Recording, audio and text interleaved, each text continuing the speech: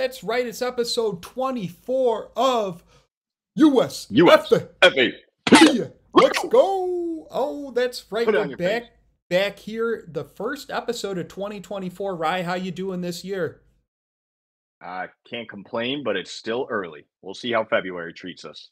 That's right. Can't complain. And it's how February will treat us. Well, we've been treated to a big week in week one of the USFA, and we're going to be diving into that first game of season 10. Let's go. Who we got? Got none other than the Huntington Beach Voyagers versus the Arizona Rattlers up in the Snake Pit. As you can see, we've got this guy coming back, number 15. He's running with the ball and gets, boom, smothered. And we had Arizona coming in with a fumble recovery, this one going to Aaron Saunders. HBV doing much worse than Indiana Jones when they fall in the Snake Pit, but let's see if they can turn it around. Let's see if they can turn it around. Well, it's all tied up 3-3, and we've got Arizona with the ball at their own 20-yard line. This is a deep pass going to Uncle Swoosh. A deep pass to the man in the deep purple. Deep purple. Uncle Swoosh, great name. Smoke on the... What is it? Smoke on the water. That was by Deep Purple. That one was a Mattias Sutherland sack by HBV. Yes, and also great sample by Nas on Hip Hop is Dead. Oh, nice. Deep Purple, Smoke on the Water. That's right. Check that out. All right. Well, Earl Flint taking that one home for the touchdown, doing a little dance at the end, you know, looking clean and mean. And we had Arizona with the ball. They were down 4 points to Huntington Beach with 10. And we had Huntington Beach coming out strong. Their defense showed up today with Mattias Sutherland taking another sack. I love to see the sacks, even when they contain the ball. Absolutely. When they contain the ball. I love a little fumble, you know, in the mix. But we've got Huntington Beach coming back to the 30-yard. And this one going to Earl Flint for the touchdown. There we go. This is the game that I expected to see early on. It looked like Arizona maybe had turned things around, HBV on the downswing, but this is the HBV we were all used to seeing and having last year. Yes, but it wouldn't burns be the... when it pees for Rattlers. Burns when it pees, and when you strike once, you strike 3 times. That's the third sack for Mattias Sutherland, leading the league in sacks, at least up to this point in this game, as it was the first game of week one. But then we had Huntington Beach with the ball, and this one getting dropped off to Eric Duncan. Sponsorship touchdown coming in. I want to get some donuts with that one. I hope he's got his act to get those points. Well, you got to stay cool in situations like that. And Arizona had the ball. They were down 27-12, fourth quarter, and they were pretty much out of it. But Mick Cool coming in and staying cool under pressure, taking the interception, almost getting that pick six.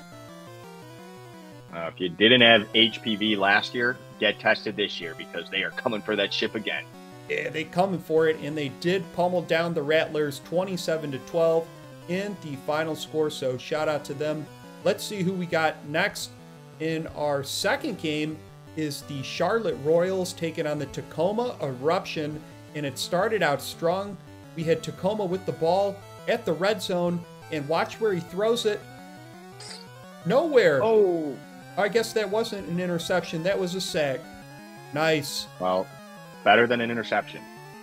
Better than an interception for sure. So then we had the Royals coming in with the ball, and they showed us how it was done.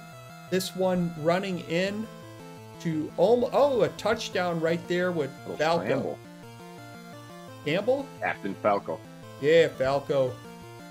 All right, and then we had Charlotte with the ball again. They're up 10-3 against Tacoma. They're at the 40-yard line. He steps back and hurls this one, and what a catch it was, getting that first down, a clutch play right there. Doc Boone with the reception. Boone, and I love the old Pete Carroll there. Obviously, he's no longer in Seattle. We'll see if his coaching graphic gets replaced next year. Yeah, we'll have to see. Well, Montezuma taking down the touchdown for Charlotte. Oh, Montezuma, let's go. Yeah, Great getting name. that revenge, baby. Let's go. Tacoma about to explode on the ball. And hurls this one. And guess who catches it? Jamal Adams Jr. I think this might be his second time in the league. Could be wrong. Maybe he's related to Jamal Adams. Well, shout out to you, Adams. And we had another nice Vic Dotson with the touchdown here for Charlotte, putting them in a really prestigious lead, 24-3. And none other than Tacoma with the ball. They stop back, get ready to chuck it, and this one gets intercepted by Bombard. Boom, boom, boom, boom. Tacoma just wants to stand in the way of the MagnaFlow from Mount St. Helens after this one, 24-3. They didn't erupt for nothing. No, they didn't. They were quite dormant that game, and it led into our third one. This one going Dallas versus Toronto. And Dallas having the ball. They hand it off. They fake handed it off, and the Grim Reaper comes in for safety. Damn, sacked him too on that sick-ass Wraiths touchdown end zone graphic. What a place to be sacked. Absolutely. What a place to be sacked. And, you know, it wouldn't be the first time. Here we've got Dallas running with the ball and getting chased down by the Grim Reaper again for another sack. Grim Reaper, friend of the pod. Friend of the pod. Well, Toronto then got on offense, beating it 3-8, and this was an example. Phoenix Jones coming in with the tutty. And yeah, are touchdowns worth less in Canada than in the U.S.? Depends on the exchange rate. I do know that they use periods instead of quarters up there, or that, no, that's hockey. My mistake. They use the metric system? They might, you know, but Toronto. The yards are longer in Canada, but they're still getting it done. Yeah, that was Wilson with the touchdown coming in from Toronto.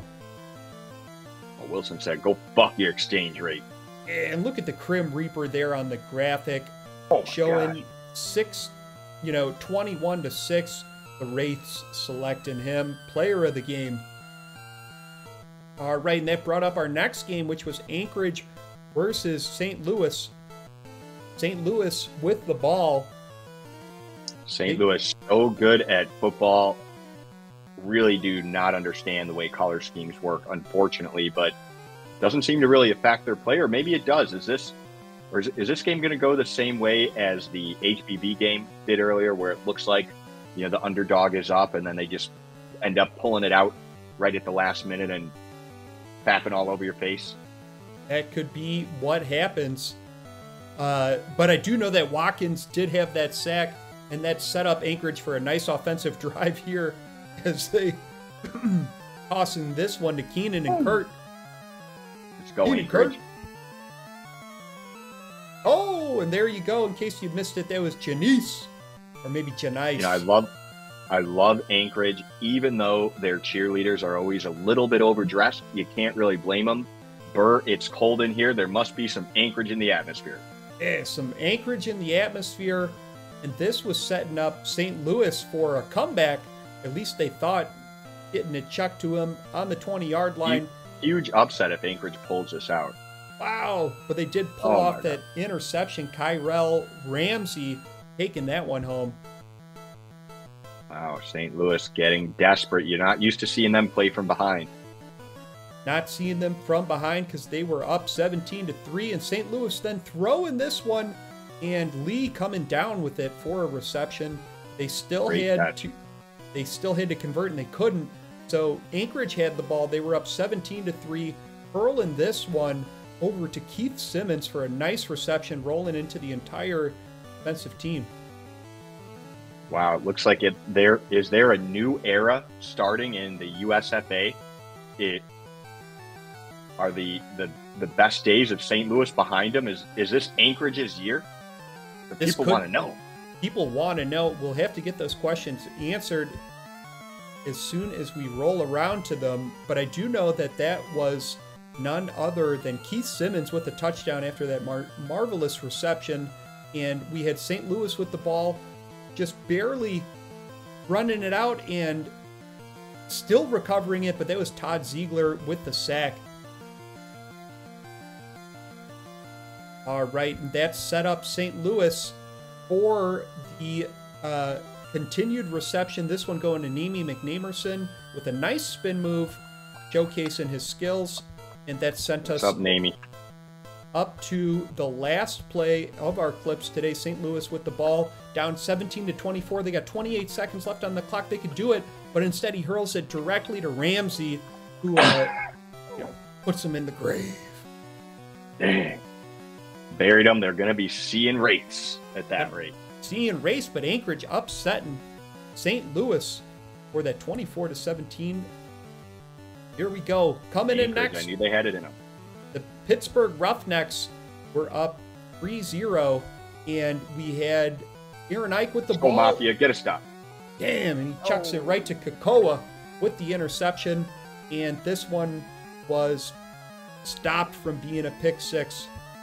Tough to watch for the Mafia's fan. Maybe we can see how close we got in the fourth here, because I know there were a lot of Pittsburgh highlights in this game. A lot of Pittsburgh highlights in the game. So they did take home Ty White with the touchdown, and that led to Mafia being down 13-3. We then had Aaron Ike with the ball, and Big House the third coming in with the big sack. Were there any positive plays by the Mafia during this game? This was a rough game for the Mafia. That one, Guy Clausen, shout out Guy Clausen with the touchdown.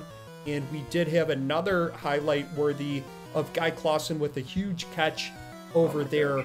The next play we did have was Pittsburgh with the ball. And this ended in Ronnie Shanahan Jr. taking a touchdown. Mafia had a little upside. No, never mind. They actually, Mike Hawk had a touchdown here. I do love my cock. So do the ladies. Yes. Would have loved to see a touchdown from this one, but what are you going to do? This one might have gone, but instead it was to Adam Lester with the interception. One of the rookies, I think a friend of Aldrizzi, or at least known in the same class. So they're, Mafia was down 6 points. Looks like Audie scored 2 field goals. And Jerry Philbin filled the bins full of sacks that evening, 34-6. Mafia lose. All right. Closer than it looked. Closer than it looked, absolutely. So this brought in the Battalion taking on the Tampa Bay Typhoon. And we had Spiderweb with a nice run coming here almost to the touchdown line. Let's go with it. Been like Miles Morales slinging through the defense. Yes. And there we go. Darren Gadiana touchdown for New Jersey. And check this one out. Bandy coming in with the return, just flying directly into the tackles. Stacks said he was drunk, and Stacks said Stacks was drunk as well when he was announcing the game, so double drunk. Well, I got to say, I just love seeing any special teams plays these days. That's one of the reasons that I really like the USFA. You still get, in simulated sports in general, you get to see those plays that you don't see anymore in the real life game, like those kickoff returns. So, Stacks, thanks for including that one in there. Yeah, thanks for including that one in there. And this guy looks like his arm got broke on the left side, but he was taking blank. What do we got? This was Kai Coco with the touchdown, or Travis Vaughn with the touchdown, which led to a huge bomb going deep to Kai Coco for another touchdown. Kai Coco, they put it in the B-52, flew it over the Atlantic so you couldn't get picked up in radar, and it bombed it right into Kai Coco's hands. And this was Matty Tillman with the fumble recovery for a touchdown. Oh, Matty, good job. And Tampa Bay needed to maintain the momentum, so they tossed this one to Riker Bryston. Alone on the island, but making it do. Here we go. Threw it to Rikers Island, and what are you going to do? Exactly. You ever heard that Lil Wayne song, Lights Out? It was a Jay-Z song. It was a Jay-Z.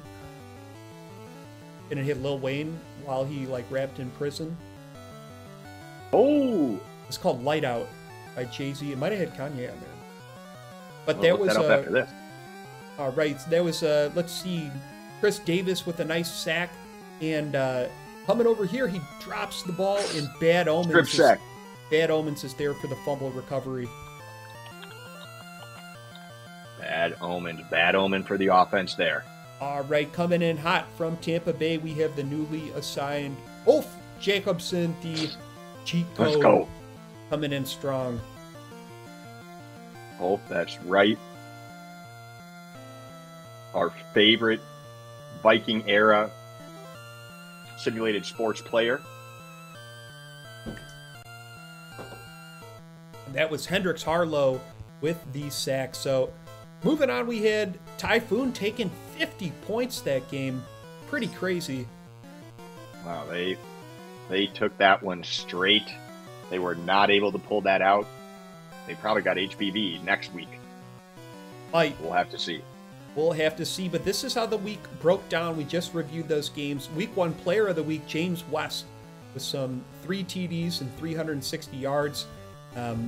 Here are some storylines for you. As you can see, the Typhoon taking care of things, the Wraiths putting things in measure. New Jersey still yet to prove themselves. The Mafia in the hole, needing to get out of it. We had the Roughnecks, in uncharted waters, and we had the Royals coming out strong. On the west side, oh, go ahead. No, just really, really crazy week 1. And, I think these are some great storylines that Stacks put together. I will say with the eruption, would like to see a little bit more eruption. Absolutely. And shout out to the Snow Devils for showing people how it's done. And those are some ones. So our team of the week here coming in strong as we close out episode 24. These are your teams of the week. So shout out to you watching us, coming back. I know we were on a little bit of a hiatus, but we're looking forward to either stopping at 24 or moving on to 25. And shout out to you, Stacks, for putting this all together. Thanks for including a couple of kick returns. This is USFAPN. Let's go.